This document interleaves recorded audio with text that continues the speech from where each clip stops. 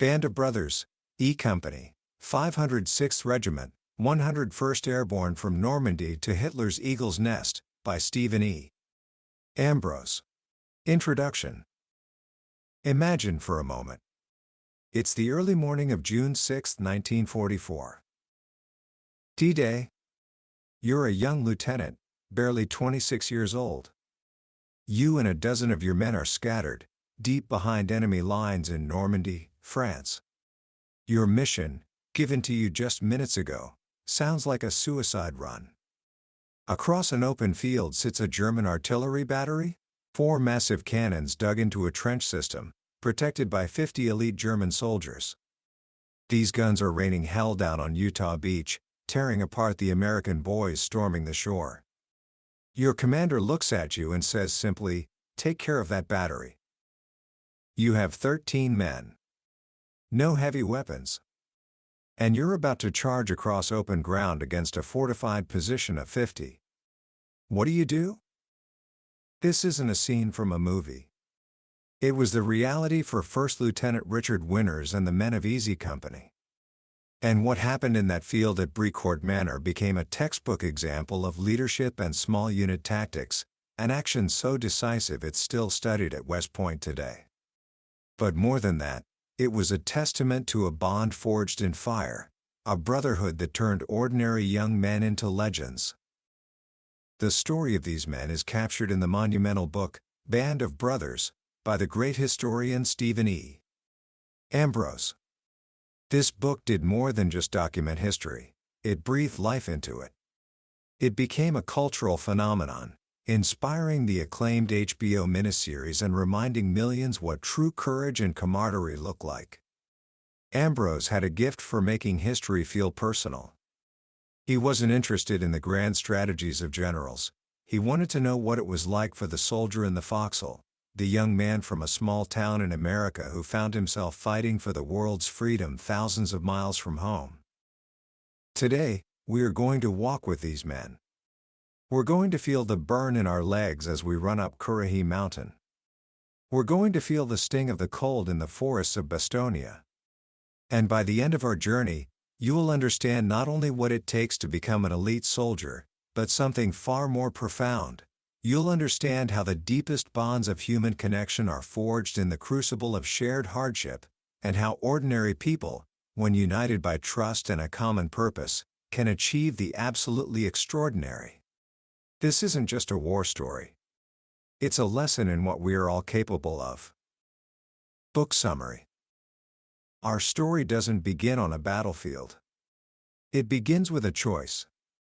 In the summer of 1942, young men from all across America, farmers from the heartland, coal miners from the mountains, even a few Ivy League students, started volunteering for a new, experimental unit in the Army, the Paratroopers.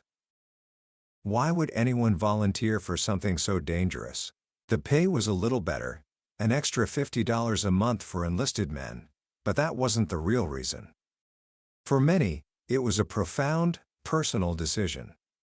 They knew they were going to war, and they looked around at the draftees in basic training, poorly motivated, poorly conditioned, and they made a calculated choice. They decided that the greatest risk wasn't jumping out of a plane. It was going into combat with a man next to you that you couldn't trust. As one of them put it, when the shooting started, they wanted to look up to the guy beside them, not down. They wanted to be part of an elite. They wanted to be the best. This desire brought them to a dusty, rugged training camp in Toccoa, Georgia, at the foot of a steep hill the local Cherokee called Currahee.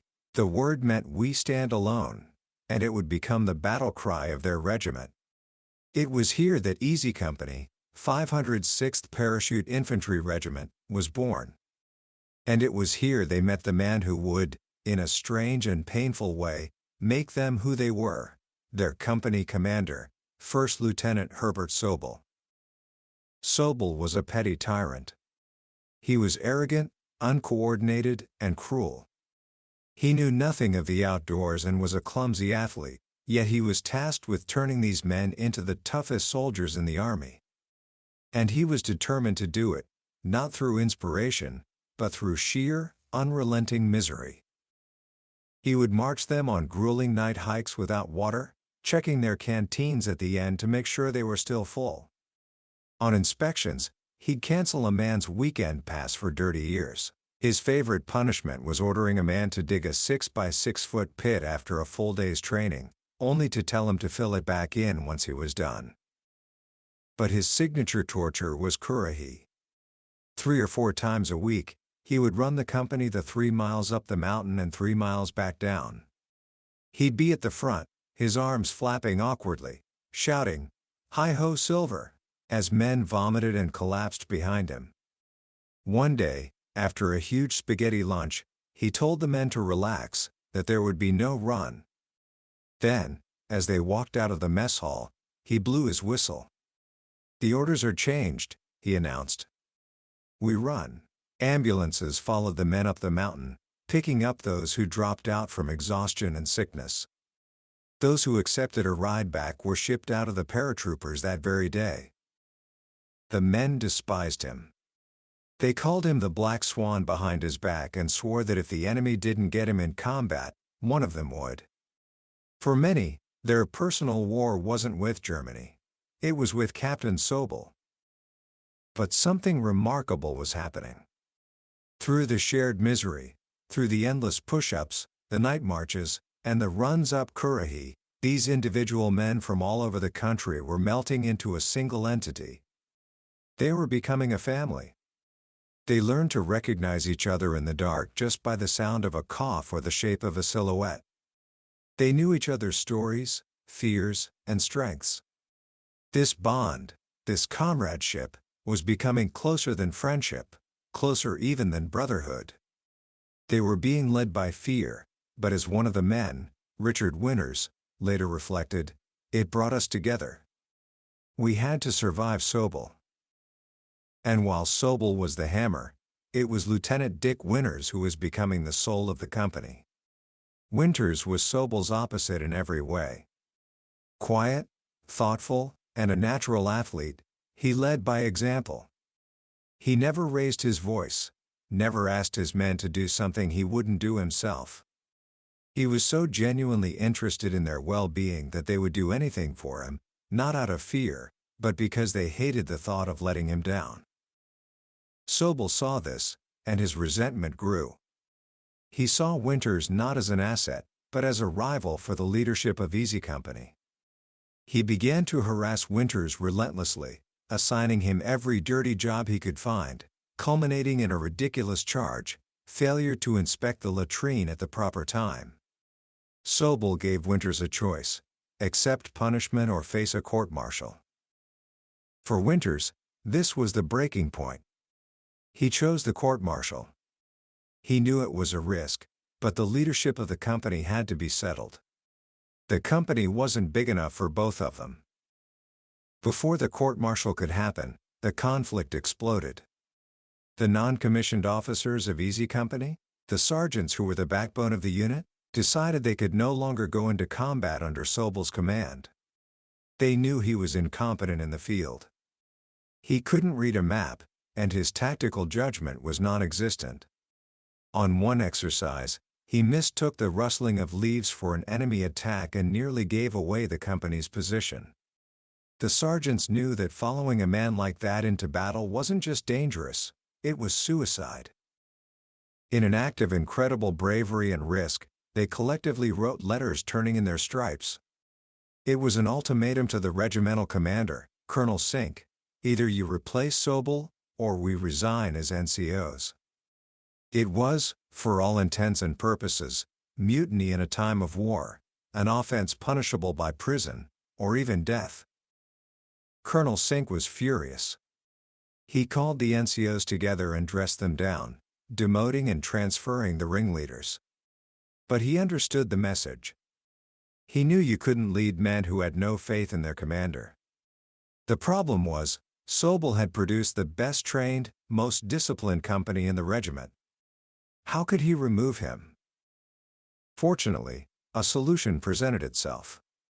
The Army needed an officer to run a new training school for paratroopers.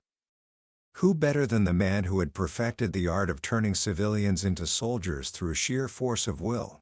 Sobel was transferred. Easy Company had a new commander. And Lieutenant Dick Winters was brought back to lead his platoon. The Sobel era was over, but its legacy remained. Herbert Sobel had forged the steel of Easy Company. Now, men like Dick Winters would be the ones to wield it. After the brutal training at Toccoa, the men moved on to jump school at Fort Benning. Here, they finally earned the silver wings they had coveted for so long. The first time they stood in the open door of a C-47 aircraft, 1,500 feet in the air, was a moment of truth. Fear was a real and powerful force. Most men were so psyched up they would have jumped without a parachute. But for a few, the fear was paralyzing. Only 2 men in Easy Company froze. With their wings pinned on their chests, they were now an elite. They were paratroopers. They finally felt the pride they had worked so hard for. After a final grueling set of maneuvers, they boarded a ship, the Samaria, bound for England. For nearly every one of them, it was their first time leaving the United States. As they sailed past the Statue of Liberty, a sense of homesickness mixed with anticipation set in. The training was over. The real thing was coming. They arrived in the small English village of Aldeborne in September 1943. It would be their home for the next 9 months as they prepared for the invasion of Europe. The training was relentless: long hikes, night operations, and practice jumps in the cold, damp English air. But there was also time for life. The young American soldiers, with their extra pay and confident swagger, were a sensation in the English towns. They drank in the pubs, fought with other soldiers, and found romance with the local girls. But as the days grew longer in the spring of 1944, the tension mounted. They knew the invasion was coming soon. On the last day of May, they said their goodbyes and marched to trucks that would take them to their marshalling area. They were as ready as any soldiers could be. They knew how to fight, how to survive, and most importantly, they knew and trusted each other completely. They were ready to die for each other. More importantly, they were ready to kill for each other. At the airfield at Upottery, they received their mission. They would be jumping into Normandy, behind enemy lines, hours before the main invasion force hit the beaches. Their objective was to seize the causeways leading inland from Utah Beach, preventing German reinforcements from reaching the coast. On the evening of June 5, 1944, they geared up. Each man was loaded with over 100 pounds of equipment: rifles, ammunition, grenades, explosives, rations, and a new, untested piece of gear called a leg bag to carry even more. They were so overloaded they had to be helped into the planes. As the C-47s roared down the runway and lifted into the night sky, a quiet resolve settled over the men. They were part of a massive armada, 6,000 ships below them on the English Channel, and thousands of planes around them, all heading for one destination: Hitler's fortress Europe. As one paratrooper from the 101st Airborne turned and shouted out the door of his plane, "Look out, Hitler, here we come." At 1:10 a.m. on June 6, they crossed the coast of France. And everything went wrong. A thick cloud bank scattered the formation. Pilots, most of whom had never seen combat, got lost. German anti-aircraft fire, or flak, tore through the sky, ripping into the thin aluminum skin of the planes. In the chaos, pilots panicked. They flew too fast and too low, and they turned on the green light to jump far from their designated drop zones. The men of Easy Company, who were supposed to land in a tight, concentrated pattern, were scattered all over the Cotentin Peninsula. Lieutenant Winters landed near the town of St. Mere-Igles, miles from his objective. He had lost his rifle and all his gear except for the trench knife in his boot. All across Normandy, in the darkness, this story was repeating itself. Paratroopers were landing alone or in small groups, in fields, in trees, even in flooded marshes where some drowned under the weight of their gear. But their training took over. Their mission was to disrupt the enemy, and the scattered drop, while a tactical failure, created chaos and confusion among the Germans. Reports of paratroopers were coming in from everywhere, and the German commanders, unable to grasp the scale or intent of the invasion, reacted slowly and hesitantly. Slowly, in the darkness, the men began to find each other. They used a small metal toy, a cricket, to identify friend from foe. 1 click-clack was the challenge. 2 click-clacks was the response. Small bands of men from different units began to form, linking up and moving toward their objectives. By dawn, Lieutenant Winters had gathered a small group of about a dozen men from Easy Company and other units. They had armed themselves with weapons they found and were moving toward their objective near Ste. Marie du Montana. It was here, at about 8:30 in the morning, that he was given the mission that would define him. At a farmhouse called Brecourt Manor, a German battery of 4 105mm cannons was firing on the troops landing at Utah Beach. Winters was ordered to take it out. With just 13 men, Winters devised a brilliant plan. He set up machine guns to provide a base of covering fire. He sent small teams to flank the German position from different angles. Then, with a cry of "Follow me," he personally led the main assault, charging down a hedgerow directly at the first gun. What followed was a masterpiece of controlled violence. The men of Easy, fighting as a perfectly coordinated team, overwhelmed the 50 German defenders. They used suppressive fire, flanking maneuvers, and sheer audacity to leapfrog from one gun position to the next. Lieutenant Buck Compton, a former All-American catcher from UCLA, threw a grenade with the speed and accuracy of a throw to second base, catching a fleeing German in the head. In just a few hours, Winters and his small force had destroyed all 4 cannons, killed 15 Germans, and captured 12, at a cost of 4 dead and 2 wounded. They had saved countless lives on the beach. For his leadership, Winters was recommended for the Medal of Honor and ultimately received the Distinguished Service Cross, the nation's second highest award for valor. Easy Company had passed its first test with flying colors. But the fight for Normandy was just beginning. Over the next few days, Easy Company led the brutal, house-to-house assault on the town of Carenton. This was not a battle of clever tactics, but of sheer grit. It was a meat grinder. The men pushed forward through a hail of machine gun and mortar fire. In one terrifying charge down a straight, exposed road, Winters had to run into the middle of the street, with bullets snapping all around him, kicking his men in the butt and screaming "Move out!" to break them free from the paralysis of fear. They took the town, but the cost was high. By the time Easy Company was pulled off the line at the end of June, they had been in continuous combat for over 3 weeks. Of the 139 men who jumped into Normandy, 65 had been killed or wounded. They were sent back to England to rest and receive replacements. But the war didn't wait. In September 1944, they were called upon again for Operation Market Garden, a daring plan to use 3 airborne divisions to seize a series of bridges in Holland, creating a carpet for British tanks to drive all the way into Germany and end the war by Christmas. It was to be a daylight jump, and the briefing was optimistic. Resistance was expected to be light. On September 17, Easy Company jumped into Holland. The landing was perfect. The Dutch people greeted them as heroes, showering them with flowers, food, and drink. It felt like a parade. But the optimism was short-lived. The Germans recovered from their surprise much faster than anticipated. At the town of Sun, German engineers blew the crucial bridge over the Wilhelmina Canal just as the Americans approached.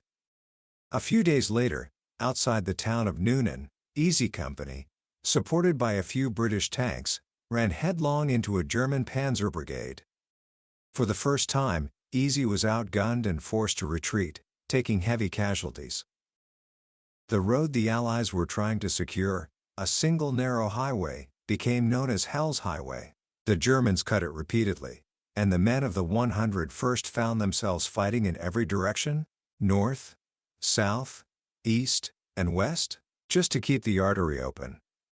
The grand ambition of Market Garden had failed. The war would not be over by Christmas. Easy Company was then moved to a bleak, flat piece of land between two rivers, known as the Island. Here, they settled into a miserable, static trench warfare that felt more like World War I.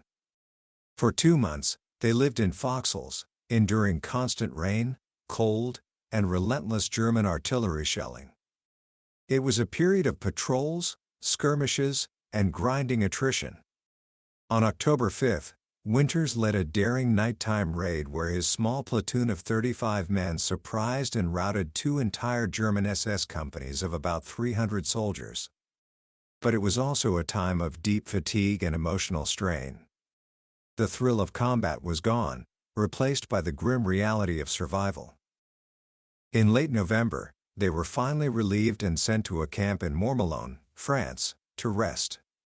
They were under the impression they would stay there through the winter, preparing for a final jump into Germany in the spring. There were passes to Paris, football games, and the promise of a Christmas turkey dinner. For the first time in months, they could breathe. Then, on the night of December 16, the news crackled over the radio. Hitler had launched a massive, surprise counteroffensive through the Ardennes forest in Belgium. The German army had punched a huge hole in the American lines. The situation was desperate. Eisenhower's strategic reserve consisted of 2 divisions, the 82nd and the 101st Airborne. The orders came down, all leaves were canceled. Pack your gear. You're moving out. The men of Easy Company were loaded onto open-air trucks, with no winter clothing, not enough ammunition, not enough food, and not even a clear idea of where they were going. They only knew they were being sent to plug a hole. As they rumbled north into Belgium, they passed a river of retreating American soldiers, a defeated, panicked mob. Men who had thrown away their rifles were shouting, "Run! They're killing everyone!" It was a pathetic sight. Easy Company just tightened their jaws and marched on. Their destination was the small, Belgian crossroads town of Bastogne. It was the key to the entire Ardennes region, all the major roads converged there. And it had to be held. By December 20, the Germans had completely surrounded the town. The 101st Airborne, along with a small contingent of armored troops, was trapped. What followed was one of the most heroic defensive stands in American military history. For the men of Easy Company, it was the ultimate test of endurance.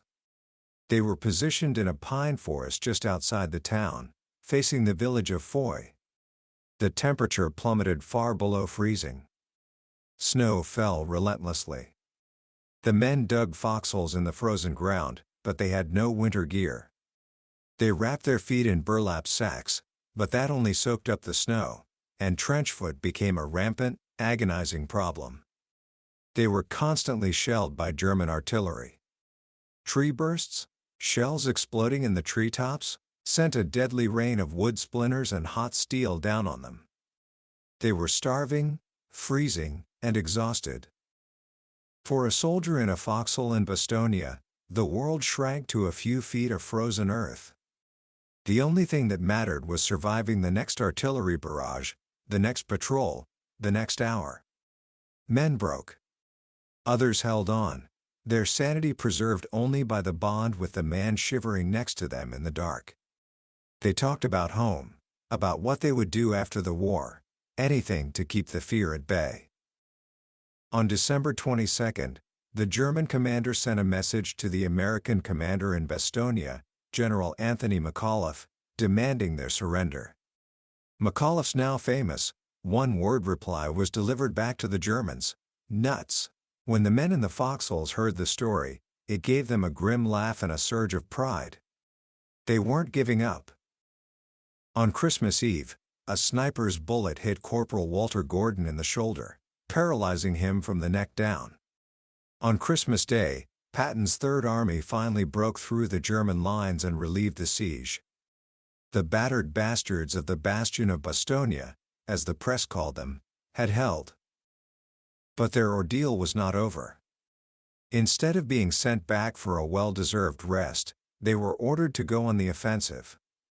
On January 13, 1945, they were tasked with attacking the village of Foy, the same village they had been staring at from their foxholes for weeks. The company's commander at the time, Lieutenant Norman Dyke, was a staff officer with no combat experience. In the middle of the attack, under heavy fire, he froze.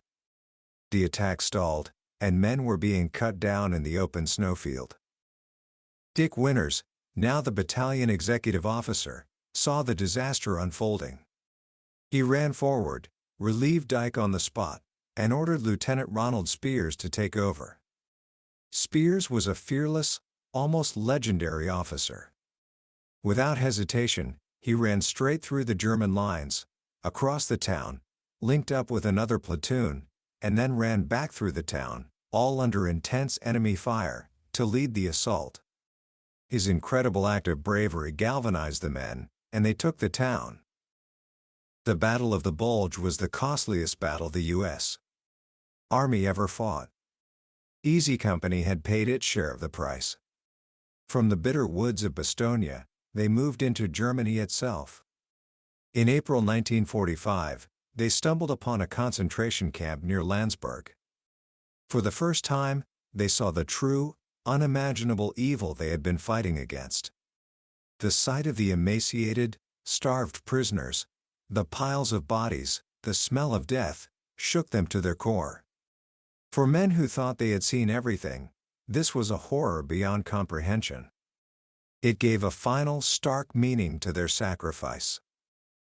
Their long journey ended in the mountains of Bavaria, at Berchtesgaden.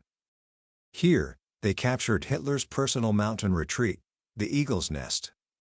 As they celebrated in Hitler's abandoned fortress, drinking his wine and looking out over the majestic Alps, the news came. The war in Europe was over. They had done it. They had survived. They had come from Toccoa to the Eagle's Nest. They were, and always would be, a band of brothers. Commentary. When you close a book like Band of Brothers, the stories stay with you. You remember the charge at Brecourt Manor, the frozen foxholes of Bastogne, the quiet courage of Dick Winters. But beyond the battles and the acts of heroism, there is a deeper lesson that echoes through the years, a lesson that is as relevant for you today as it was for those young men in 1944. It's a lesson about where true strength comes from. Easy Company was an elite unit, no doubt about it.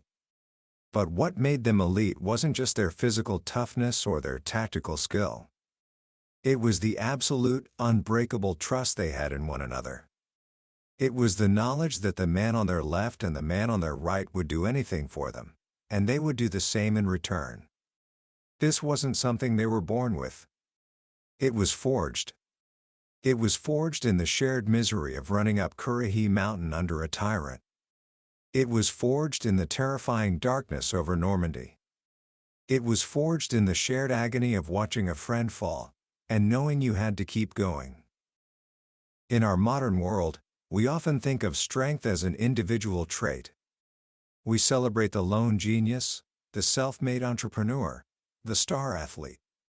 But what Easy Company shows us is that the most powerful force in the world is a group of ordinary people who have committed themselves to an extraordinary standard, and to each other. Their motto was "We stand alone," but the unspoken second half of that was "together." So what can we take from their story into our own lives? I see 3 simple but powerful actions. First, lead from the front. Dick Winters became a legendary leader not because he gave the best speeches, but because he was always there, sharing the risk, leading the charge.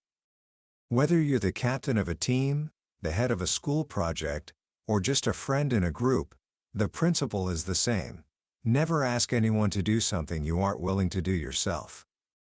True leadership isn't about authority, It's about earning respect through action. Second, embrace shared challenges. The men of Easy Company didn't become brothers by sitting in a comfortable classroom. They became brothers by overcoming immense hardship together. In your own life, don't shy away from difficult things. Join a team, volunteer for a tough project, take on a challenge that requires you to rely on others. Shared struggle is the fastest path to building deep, meaningful connections. It's in those moments of difficulty that you truly see what you, and the people around you, are made of. And finally, look for quiet competence. The world is full of loud voices demanding attention. But the most effective people, the true leaders, are often the ones like Dick Winters, calm, prepared, and focused on getting the job done, not on getting the credit. Learn to recognize and value the person who leads by example, who puts the team before themselves, who shows up every single day and does the work. That is a person worth following, and a person worth becoming. The men of Easy Company weren't superheroes. They were ordinary young men who found themselves in an extraordinary time. They were scared, they were tired, and they missed home. But they found something in each other that allowed them to endure the unendurable and achieve the impossible. They teach us that the uniform we wear or the title we hold matters far less than the commitment we have to the people by our side. They teach us that we are all stronger together than we could ever be alone. That was a summary of Band of Brothers by Stephen E. Ambrose. We've touched on the major moments of their incredible journey today, but I have to be honest with you. A summary can only ever be a map. The real treasure is found when you walk the territory yourself. The true power of this book lies in the small details, the personal letters, the quiet moments of reflection that make these men feel so real. This summary is here to help you see if this story is one you want to explore more deeply. If anything we've talked about today has stirred something in you, if you feel a connection to these men and their incredible story, then I urge you to grab a copy. Reading it isn't just about learning history, it's about experiencing a profound lesson in humanity that will stay with you for a very long time. The link to the book is in the description below. Also, if you found this journey valuable and it gave you a new perspective, please take a moment to click that like button and subscribe to our channel. It tells us we're on the right track, and it ensures you won't miss our next exploration into another one of the life-changing books that have shaped the minds of leaders and thinkers. Let's continue to learn and grow, together.